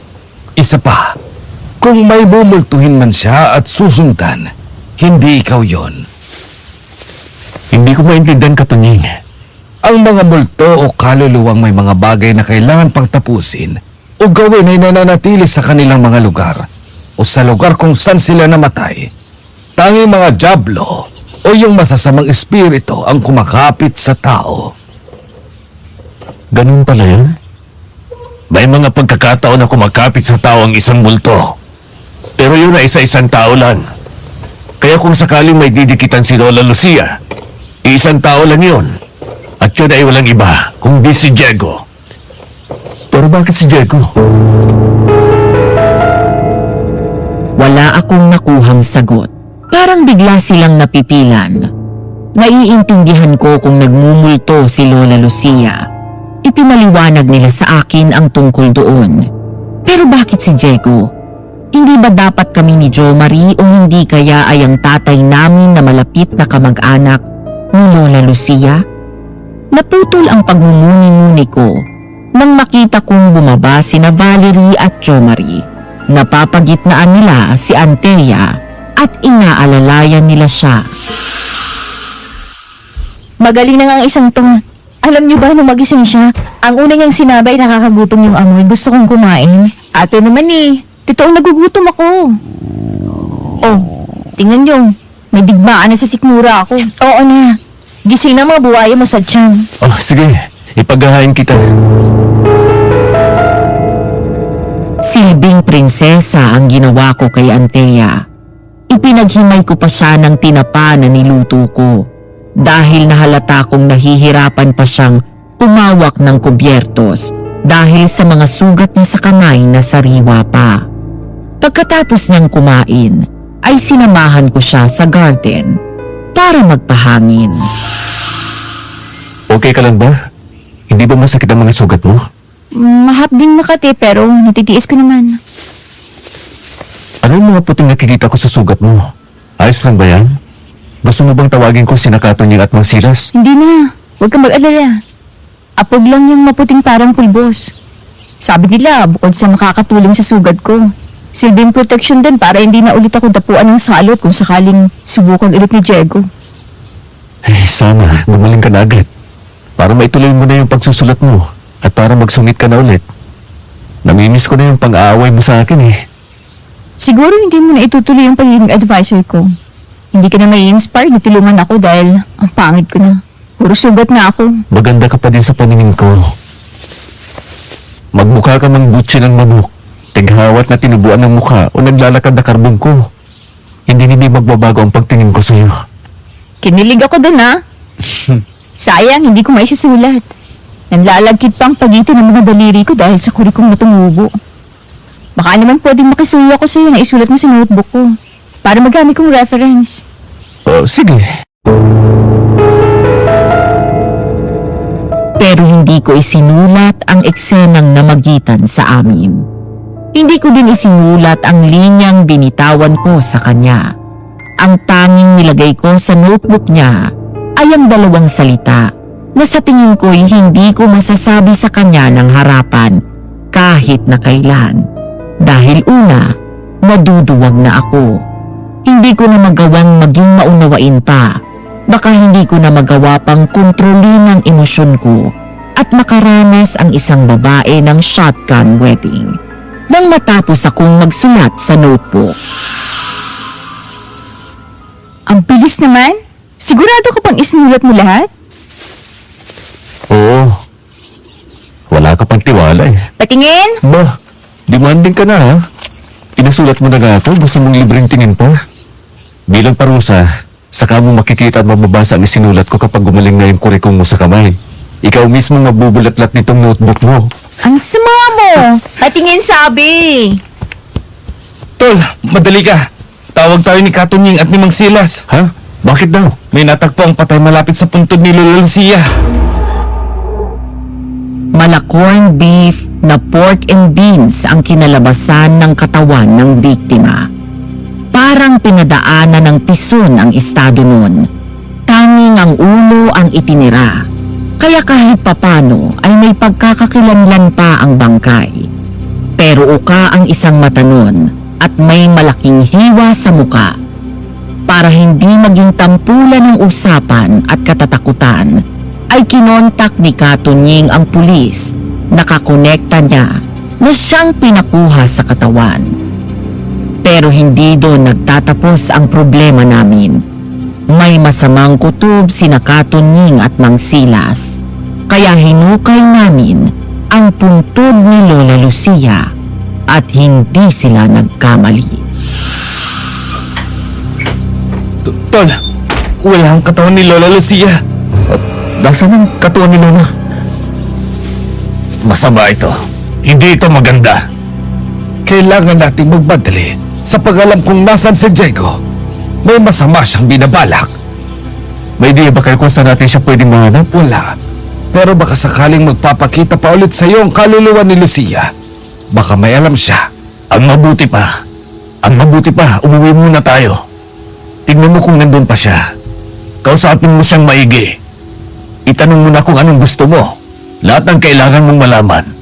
Dahil pakiramdam ko, yun ang huling beses na makakausap mo siya. Umuwi kami sa bahay, pero kahit paramdam ay wala si Lola Lucia. Nagdesisyon kaming maghalughog sa mga kabinet at mga kwarto, pero wala kaming nakita, maliban sa mga libro ni Lola tungkol sa paglaban sa mga aswang. May mga armas din at ilang halamang gamot na ibinaba namin. Inisip kasi namin na baka magamit namin yon. Papahapon na ng isang libro na nakasiksik sa maliit na siwang sa pinakataas ng kabinet ang biglang nahulog. Nang buksan namin, hindi pala yung libro, kundi isang talaan. Lumabas kami sa salas at pasalampak na umupo habang sinisipat namin ang naturang bagay. Palikwad-likwad namin yung binasa. Anong gagawin ko? Kawawa naman si Diego. Nalabuan na siya ng isipan at nawala na din ng pananampalataya sa kabutihan. Paano ko bang maipaliliwanag sa kanya na hindi madali ang landas ng pagpapakabuti? Pero palagi may magandang balik. Inaalala niya si Diego. Hindi nagsisinungaling sa atin si Mang Silas at Katunying. Teka, ilipat natin ng ilang pahina. Baka may makita pa tayo. Eto, parang tensyonado ang penmanship ni Lola dito. Diyos ko po, ito na nga bang kinatatakutan ko? Nilango na ng dilim si Diego. Pinaghihigantihan niya na ang hanang api sa kanila ni Silas. Panginoon, tulungan mo po akong maipaunawa sa kanya na walang ibang tamang daan kung hindi ang kabutihan. Oh, teka. Bumalik tayo ng konti. Ano bang nangyari? Dumarami ang insidente ng pagkamatay dahil sa aswang. Marami din na nagkakasakit sa hindi maipaliwanag na dahilan. May nakakita daw ng gisurab. Sana naman ay hindi tama ang kutob ko. Kung hindi ay habang buhay ko yung bibit-bitin sa aking konsensya. Ilang beses pa naming pinalipat-lipat ang mga pahina. Kumukuha ng palatandaan, mga kasagutan, pero hindi ko akalain na isang bangungot ang malalaman ko. Isang bagay na magbibigay sa akin ng emosyon na kailanman ay hindi ko pa naramdaman. Pagkamuhi. Naging gisurab si Diego at responsibilidad ko si Diego na akayin pabalik sa kabutihan. Sukdang mamatay ako. At kung mamatay man ako, hihiling ako sa puong may kapal na bigyan ako ng pagkakataon. Kahit maikling panahon, ito ang aking huling misyon. Uy, bakit mo biglang isinara? Muntik nang maipit ang daliri ko. Oh, bakit ganyan ang mukha mo? Galit na galit ka. Galit talaga ako. Anong katarantaduhan ito? Teka, huwag kang sumigaw. Kinakabahan ako sa iyo ah. Baka kung anong gawin mo, kumalma ka. Ano, Lola Lucia? Hindi ka magkikibo? Talagang paninindigan mo ang pagpoprotekta sa pumatay sa'yo? Ha? Sumagot ka! Alam kong nandito ka! Anong sinabi mo, Sean? Ang pumatay kay Lola Lucia ay si Diego. At ang hindi ko maintindihan ay kung bakit patuloy pa din yung pinoprotektahan ng siraulong yon. Ano, Lola? Sumagot ka! Oo, tama ka. Hindi sinasadyang napatay ako ni Diego. Sabi ng matatanda, kapag galit ka, huwag kang padalos-dalos. Huminga ka ng ilang beses bago ka umaksyon. Pero lahat yun, nilimot ko at sumibad ako ng alis ng bahay. Iniwan ko si Jo Marie at naglakad ako sa sitio na walang tukoy na patutunguhan. Ang tanging gusto ko ay makalayo. Mawala ang nagpupuyos kong damdamin. Natagpuan ko ang sarili kong nakasalampak sa gitna ng tumpok ng mga tuyong dayami at nakatitig sa namumulang sinag ng araw na papalubog habang naninigarilyo. Nakarinig ako ng mga yabag na papalapit mula sa likuran ko. Utang na loob, Jomari. Iwan mo na muna ako mag-isa. Hindi pa ako kalmado. Kung parehas tayo ng nararamdaman, mas mabuti maghiwalay na muna tayo. Putan mo si Valerie o kaya maglakad-lakad ka din. Alam mo bang delikadong manigarilyo sa ganitong lugar? Ah? Isang diklab lang mula sa titis ng sigarilyo mo. Siguradong magiging barbecue ka. Ay, Antea. Sino pa nga ba? Anong ginagawa mo dito? Usod ka, opo ako. Pero bago pa ako nakausod, ay umupo na sa tabi ko si Antea. Talagang siniksik niya ako. Tapos ay kinuha niya ang yosi sa kamay ko at ibinato yun sa maliit na hukay na may lamang burak. Narinig na namin ang lahat mula kay Jo Marie. Huwag kang mag-alala. Nandun siya sa bahay at kausap si ate. Pero mukhang walang masyadong usapan na nangyayari. Nagpapalitan lang sila ng laway. Masyadong balbal yung pagkakalarawan mo. Ayusin mo. Dapat bang sinabi ko na hindi sila nagpapalitan ng mga salita? Bagkus ay nag-uusap ang kanilang mga puso, ganon? Pwede na yan. Alalang-alala si Jo Marie sa'yo. Alam daw niya ang pakiramdam na may pumatay sa mahal mo sa buhay. Oo. Malalaman niya yun. Dahil pinatay ng pulis ang mga magulang niya bilang scapegoat sa isang buy-bust operation na ang sangkot ay high-profile na tao. Sa mismong harapan niya, in-execute ng pulis ang nanay at tatay niya. Oo, yun nga. Kaya alalang-alala siya sa'yo. Hindi daw niya gustong mawala ang kapatid niya dahil sa puo. Nang makilala ko si Jo Marie, humanga ako sa kanya. Dahil sa murang edad niya, na kaya niyang mabuhay kahit na nag-iisa.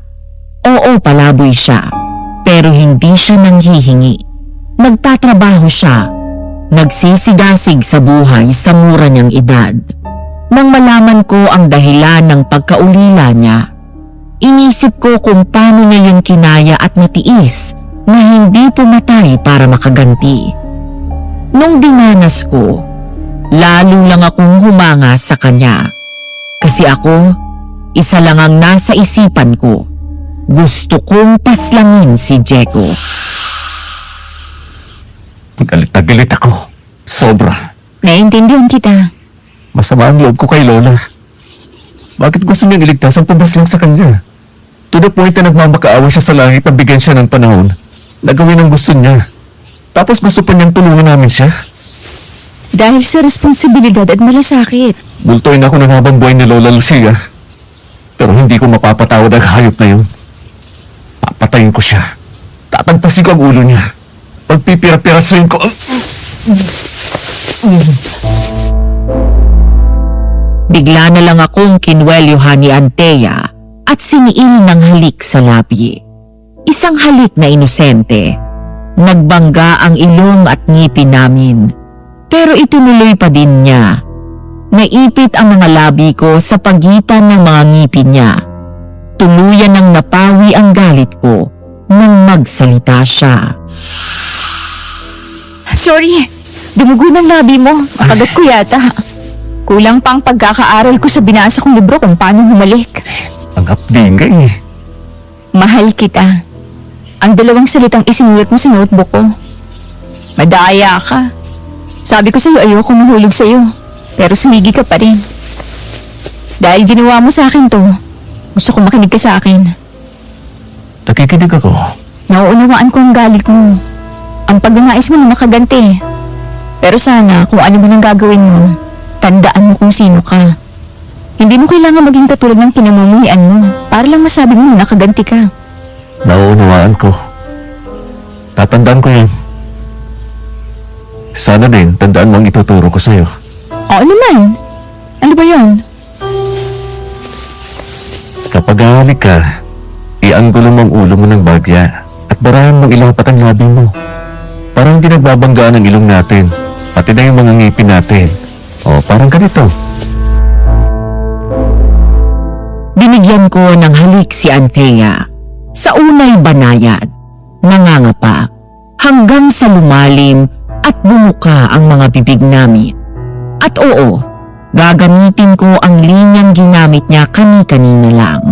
Hinayaan naming mangusap ang aming mga puso. Pero sadya talagang hindi tugma ang romance sa aswang.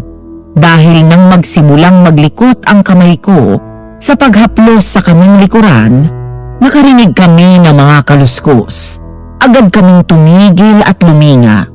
Sa hindi kalayuan ay may nakita kaming malaking bulto na may pakpak at sungay na parang sa demonyo. Ang gisurab. Patalungko namin yung sinundan hanggang sa nakita naming tumuloy yun sa loob ng kamalig. Doon na kami kumilos at nanakbo pabalik sa bahay bakasyonan ni na Anthea. Kagat na ang takip silim nang makarating kami. Nasa kamarig ang aswang na si Diego. Doon namin nakita ni Anthea nang dalhin niya ang bangkay ni Lola Lucia na bitbit niya. Nasabi na ni Gilmar sa amin ang nangyari. Hindi mo responsibilidad na iligtas si Diego. Kung nanaisin mo siyang patayin, ay hindi ka namin pipigilan. Kaysa naman na magaya ka kay Lucia na pumanaw dahil lang sa pagnanais na pabalikin sa kabutihan si Diego. Kung kailangan mo ng cover-up, may mga kakilala ako. Hindi ko alam kung anong gagawin ko kapag nakaharap ko na si Diego. Pero sigurado akong gusto ko siyang pigilan sa binabalak niya. Nagtampo man ako kay Lola. Alam kong hindi niya gugustuhin na bumalik sa ganitong paraan. Kalat na ang dilim nang lumarga kami. Dala ang mga sandata at iba pang gamit ay sinugod namin ang kamalig.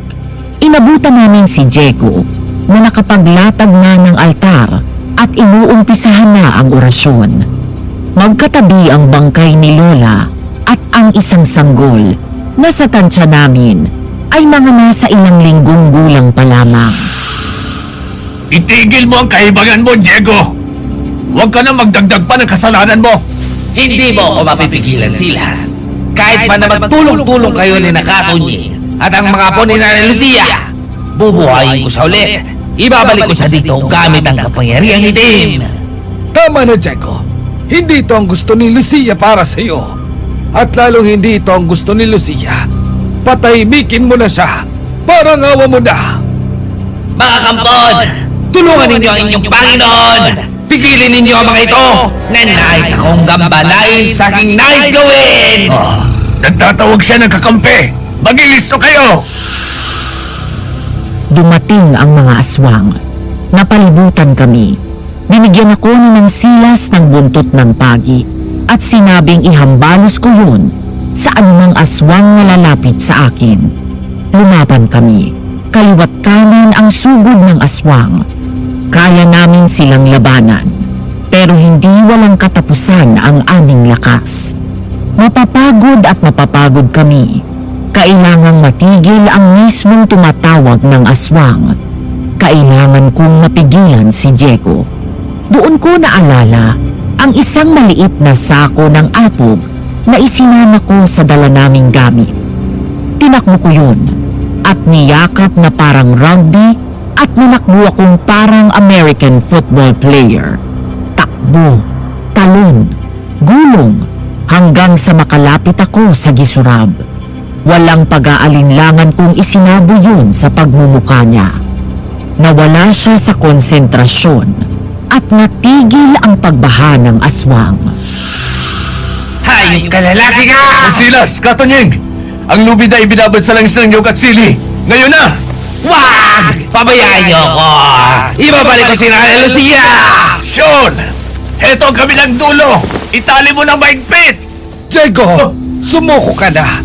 Isuko mo ang lahat sa Diyos at magpakabuti ka na. Ayoko! Nanlaban si Diego at muntik nang makawala. Pero naging maagap ako. Pinaghahaplit ko siya ng buntot pagi hanggang sa bumigay ang anyong aswang niya. at nagbalik ang anyong tao niya. Pagkakita ko sa kanyang muka, ay sumulak ang dugo ko. Nakahagip ako ng punyal at kinubabawang ko siya. Nakatutok ang talim ng punyal sa leeg niya. Desidido akong patayin siya, pero sa huling pagkakataon ay huminto ako. Bakit hindi mo ako patayin? Katulad ng pagpapahalaga sa amin ng lola ko. Pinahalagan ka niya. Hindi mo alam ano. Hindi lang ako ang dahilan ng pagkamatay ni Lola Lucia. Ako mismo ang pumatay sa kanya. Napatay ko siya dahil pinipigilan niya akong patayin ng taong nangapi sa amin ni Silas. Alam ko.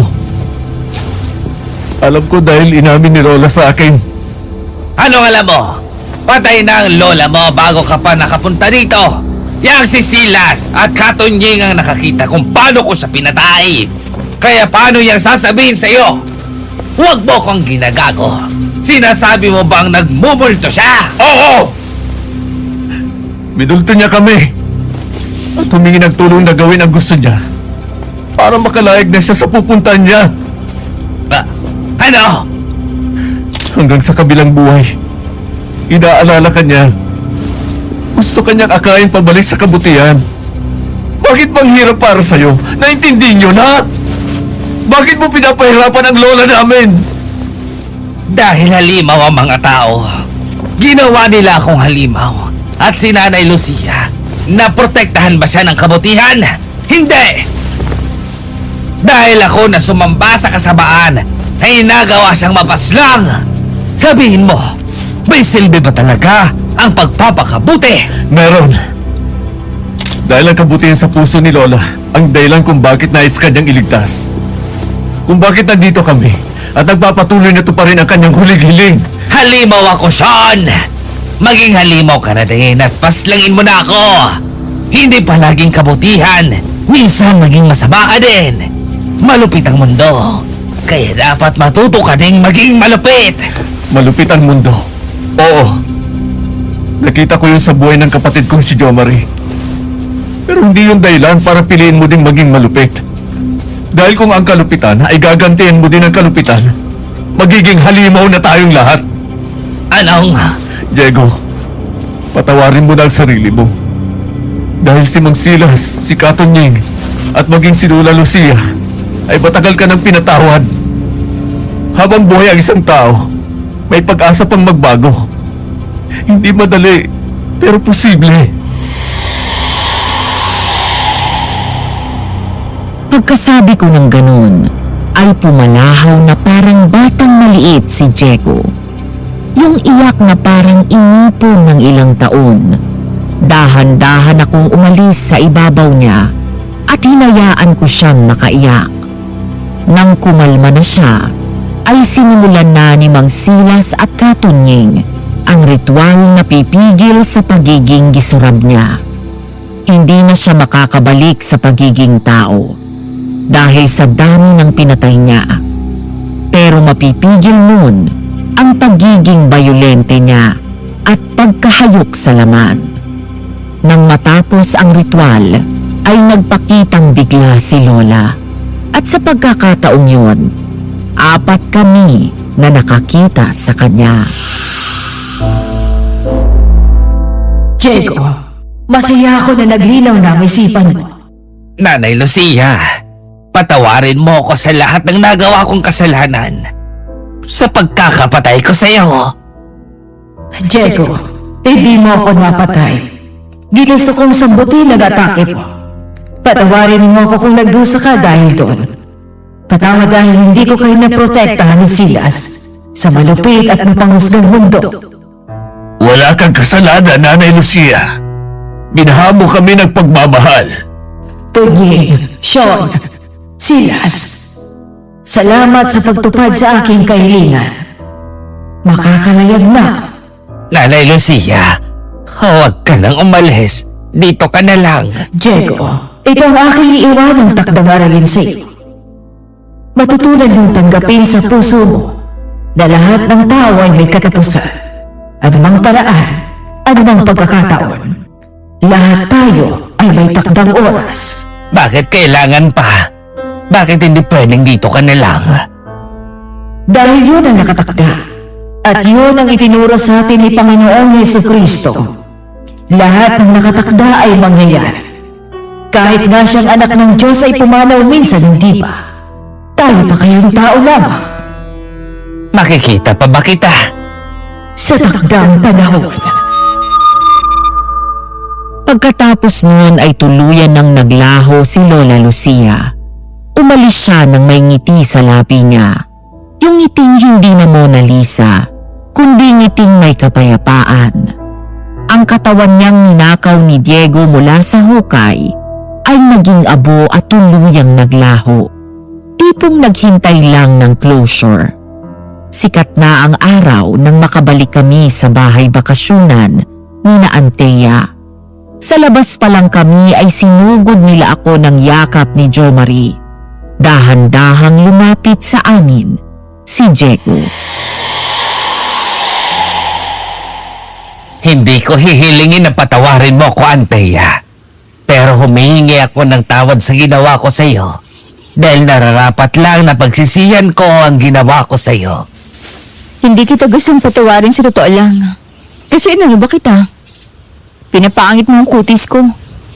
Pero dahil nagawa na siya na patawarin ka kahit napatay ng lola niya, igagawad ko rin sa'yo yun. Yun nga lang, Yan nga lang. hindi mawawala ang asar ko sa'yo. Kahit pa sinabi ni Sean na maganda pa din ako, hindi ko pa rin matatanggap na ang first kiss ko ay mangyayari habang puro galis ako. Naunawaan ko. Hindi mo yun naunawaan. Huwag kang plastic. Ay, pasensya na. Huwag kang mag-alala. Tuwing may pagkakataon ako, ipauunawa ko sa iyo kung bakit mahalaga sa isang babaeng kutis niya at kung bakit dapat maganda siya kapag nag-first kiss. Matapos nun, umalis na sina Mang Silas at Katunying kasama si Mang Diego. Sabi nila, mamumuhay sila ng tahimik at hahanap ng paraan kung paano mabibigyan ng normal na buhay si Diego. Huling balita namin ay nasa parteng Banawe sila. Si Valerie at Jo Marie naman ay nagpakasal. Nabiyayaan sila ng kambal na lalaki. Inampo na din nila si Cheche. Sa parteng Malaysia sila tumira, pero umuuwi-uwi din sila sa Pilipinas. Kami ni Antea ang nanatili dito. Happily married, wala pang anak, pero may mga fur babies. Ang kakaiba kong karanasan ay tinuruan ako ng isang bagay. Hindi mabait ang mundo. Kadalasan, bubulihin ka nito. Dapa ka na nga, lalo ka pang padadapain. Basa ka na sa ulan, lalo ka pang lulunurin sa pagpapadala ng baha. Pero hindi ka dapat sumuko dahil hindi ganoon ang buhay. Nagkakaroon lang ito ng saysay kapag lumalaban ka at magpapatuloy sa kabila ng lahat ng pagsubok. Sa'yo, sa inyo na nakikinig, sana huwag kayong maging si Diego. Malupit na ang mundo. Huwag mo sanang piliing maging halimaw. Piliin mo pa din ang pagiging tao. Hindi madaling maging mabuti, pero walang dulot na buti ang pagiging masama. Hanggang dito na lamang po, Madam Venus. Lubos na gumagalang, Sean. Ang sarap pakinggan ng kwentong may haplos sa puso, ano? Pero bitin ba? May iba pa tayong channels. Dalawin niyo din sila. Para sa kwentong puno ng revelasyon, punta ka sa Aswang Confessions. Sa kwentong maaksyon, nandyan ang Sitio Pangil. Sa kwento ng pagbangon at pag-ibig, punta na sa Miss Ami Aswang Love Stories. Kwentong may kilabot ba ang hanap mo? Sityo Bangungot ang sagot. Kwentong may DJ naman sa Aswang Radio. At sa kwentong may misteryo, tara na sa kwentong takip silim. Kaya ano pang hinihintay ninyo? Pumayo na kayo at namnamin ang mensahe ng aming mga kwento.